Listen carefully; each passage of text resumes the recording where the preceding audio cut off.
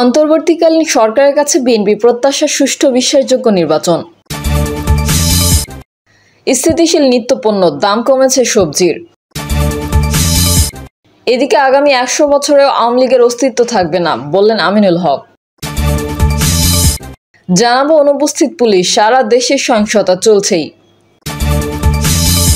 এবং সর্বশেষ জানাবো অপরাধীদের আইনের আওতায় আনা হবে, বললেন উপদেষ্টা এম সাখাওয়াত হোসেন। এতক্ষণ শুনছিলেন সংবাদ শিরোনাম, এবারে বিস্তারিত। অন্তর্বর্তীকালীন সরকারের কাছে বিএনপির প্রত্যাশা সুষ্ঠু বিশ্বাসযোগ্য নির্বাচন। শিক্ষার্থীদের কোটা সংস্কার আন্দোলনের তোপের মুখে পড়ে গত ৫ই আগস্ট দেশ থেকে পালিয়ে যান প্রধানমন্ত্রী শেখ হাসিনা।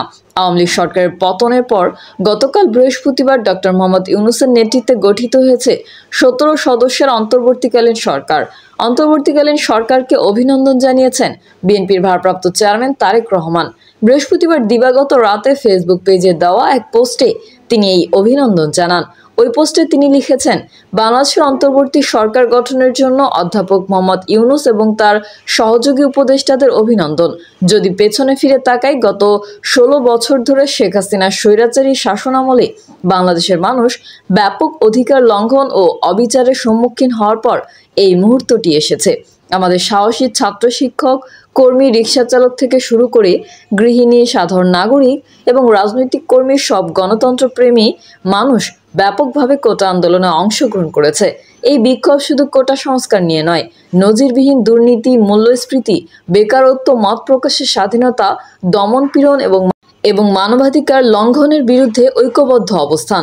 আওয়ামী লীগের শাসনামলে অন্যায়ের মাত্রা ভয়াবহ আকার ধারণ করেছিল।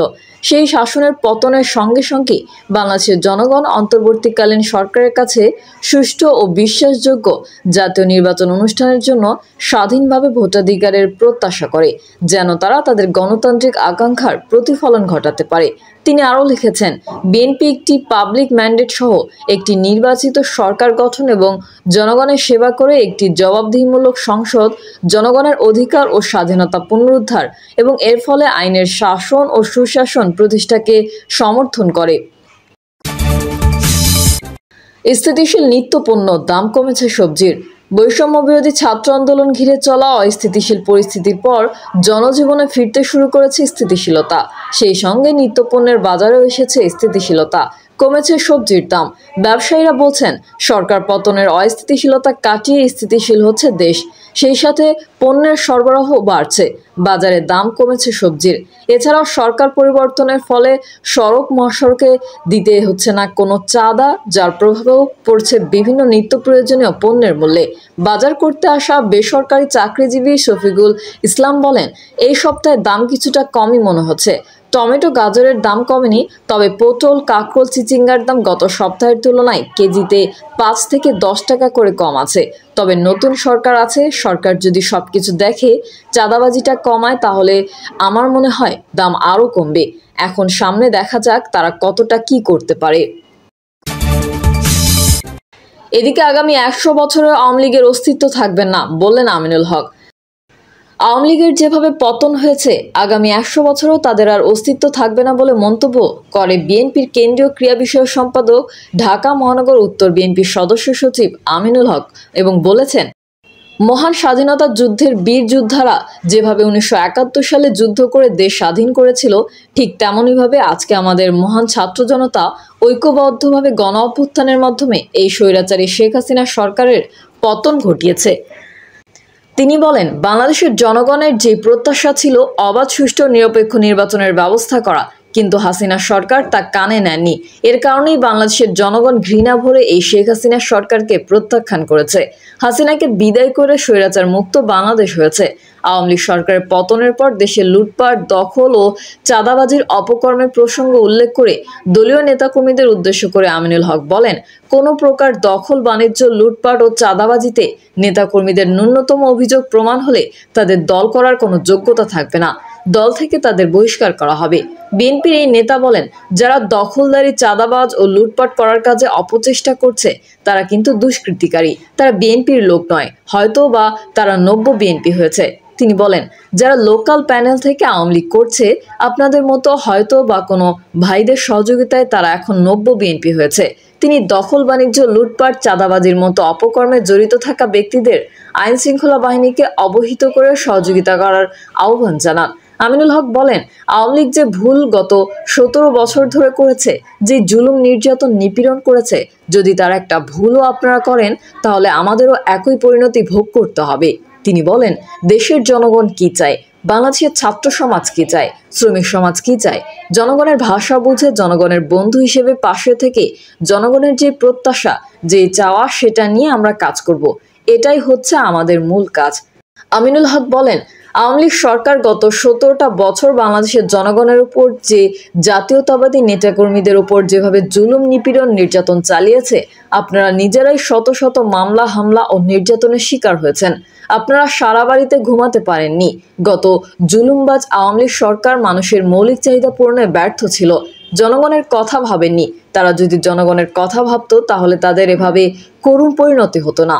এমন দুর্বৃত্ত সরকারকে বাংলাদেশের মানুষ আর দেখতে চায় না উল্লেখ করে আমিনুল হক বলেন, আওয়ামী লীগ সরকারের পরিণতি কি রকম হয়েছে আপনারা সবাই জানেন। শুধু বাংলাদেশ নয়, পুরো পৃথিবীর মানুষ দেখেছে শেখ হাসিনা কিভাবে ভয়ে দেশ ছেড়ে পালিয়ে গেছে। অনুপস্থিত পুলিশ, সারা দেশে সহিংসতা চলছেই। সংখ্যালঘুর পাশাপাশি লক্ষ্য আওয়ামী লীগের নেতাকর্মীরা। আতঙ্কে এলাকা ছাড়া মানুষ, লুট হচ্ছে পুকুরের মাছও। বৈষম্যবিরোধী ছাত্র আন্দোলনের ডাকা মার্চ টু ঢাকা কর্মসূচির পর দেশ জুড়ে শুরু হওয়া সহিংসতার ঘটনা থামছেই না। সংখ্যালঘুদের বাড়ি, মন্দির ও ব্যবসা প্রতিষ্ঠান ছাড়াও ক্ষমতাচ্যুত আওয়ামী লীগের নেতাদের উপর হামলা চলছেই। আক্রান্ত ব্যক্তিদের ঘরবাড়ির পাশাপাশি ব্যবসা প্রতিষ্ঠানেও আগুন দেওয়া বা লুটপাট চলছে। পুলিশের অনুপস্থিতির প্রেক্ষাপটে পরিস্থিতি নিয়ন্ত্রণে তেমন ব্যবস্থা নেওয়া হচ্ছে না বলে অভিযোগ পাওয়া গেছে।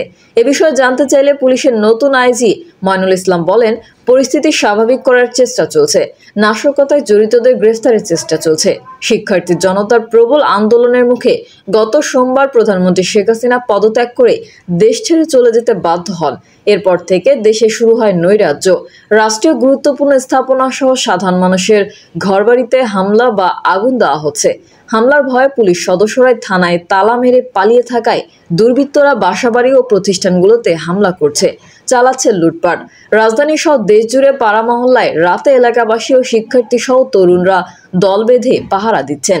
আইন শৃঙ্খলা রক্ষার সহায়তা করতে এরই মধ্যে সেনাবাহিনী মাঠে রয়েছে। জরুরি নম্বরে ফোন দিলে সেনাবাহিনীর সদস্যরা সাধারণ মানুষের পাশে দাঁড়াচ্ছেন। তবে নিয়মিত পুলিশ বাহিনীর বিপুল সদস্যের অনুপস্থিতির কারণে তারা জনবলের অভাবে ভুগছেন বলে সেনাপ্রধান জেনারেল ওয়াকারুজ্জামান নিজে মিডিয়ায় বলেছেন। শেখ হাসিনার পদত্যাগের পর কয়েকদিন কেটে গেলেও সাতক্ষীরায় থামছে না সহিংসতা। পুলিশের কোনো কার্যক্রম না থাকায় অভিযোগও করা যাচ্ছে না। এই সুযোগে বাড়িতে হামলা, ভাঙচুর ও লুটপাট শেষে অগ্নিসংযোগ করা হচ্ছে। মারামারি, ঘেরাও ও জমি দখলের ঘটনা অব্যাহত রয়েছে। থানায় কোনো কার্যক্রম না থাকায় গত সোমবার রাতে আশাশুনের প্রতাপনগরের নাকানা গ্রামে সহিংসতায় খুন হওয়া রাজনৈতিক নেতাকর্মী সহ 9 জন এবং সদর উপজেলার মৃগীডাঙ্গা ও বৈকারি গ্রামে খুন হওয়া 5 জনের লাশ ময়নাতদন্ত ছাড়াই দাফন করা হয়েছে। মামলা হয়নি।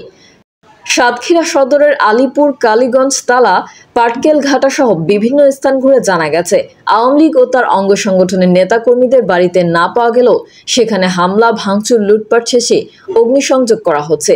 সেই সঙ্গে সংখ্যালঘু সম্প্রদায়ের বাড়িতে হামলা, লুটপাট ও অগ্নিসংযোগের ঘটনা ঘটছে। জমি জবরদখল করা হচ্ছে। গত মঙ্গলবার রাতে পাটকেলঘাটার 3 নম্বর খেয়াঘাটের মোড়ে আরিজুলের ব্যবসা প্রতিষ্ঠান ভাঙচুর ও লুটপাট করা হয়েছে। আশোকের মোড়ের ফারুক হোসেন ও কালীনাথ সাহার ধান চালের আড়তে লুটপাট করে আগুন দেওয়া হয়েছে। একই রাতে খলিশখালী হাজরাপাড়ায় সুব্রত লাহিড়ীর বাড়িতে 20 থেকে 25 জন সশস্ত্র দুর্বৃত্ত হামলা চালিয়ে ঘর ও কালীমন্দির ভাঙচুর করেছে। চিত্তরঞ্জন চক্রবর্তী, বব্বর পাল ও বিশ্বজিৎ লাহিড়ীর বাড়িঘর ভাঙচুর, লুটপাট ও অগ্নিসংযোগ করা হয়েছে। এর আগে গত সোমবার রাতে খলিশখালীর কাদিকাটি গ্রামের নীলকমল দাস, সঞ্জয় দাস, চিত্তরঞ্জন দাস, মকসুদপুর গ্রামের মলয় দাস, বিধান দাস, বিশ্বনাথ দাস সহ অনেকের বাড়ি ভাঙচুর ও লুটপাট শেষে আগুন দেওয়া হয়েছে। একই রাতে কালোরোয়ার জয়নগর ইউপি চেয়ারম্যান বিশাখা তপন সাহার বাড়ির ফটকে পটকা ফাটিয়ে ঢোকার চেষ্টা করা হয়েছে। অশোক চক্রবর্তীর বাড়ির দুর্গা মন্দিরের পাশে বিচুলি গাদায় আগুন দেওয়া হয়েছে। দাবি করা হয়েছে 2 লাখ টাকা। ভেঙে পুড়িয়ে দেওয়া হয়েছে চৌরাস্তার আওয়ামী লীগ অফিস। জেলা উপজেলার বিএনপি ও জামায়াতের শীর্ষস্থানীয় নেতারা সহিংসতা থেকে বিরত থাকার নির্দেশ দিয়ে ফেসবুকে স্ট্যাটাস সহ মাইকিং করে আসছেন। তারপরেও এক শ্রেণীর দুর্বৃত্ত চাঁদাবাজি সহ হামলা সংঘর্ষ অব্যাহত রেখেছে। এছাড়া পূর্ববিরোধকে কেন্দ্র করে মারধর, জমি ও ঘেরাও দখলের ঘটনাও ঘটছে প্রতিদিন। প্রিয় দর্শক, এই ছিল এখনকার সর্বশেষ সংবাদ। আপডেট হওয়া সংবাদ পেতে চ্যানেলটি সাবস্ক্রাইব করে বেল আইকনটি ক্লিক করুন। কমেন্টে আপনার মতামত জানিয়ে আমাদের সাথেই থাকুন। ধন্যবাদ সবাইকে। আল্লাহ হাফেজ।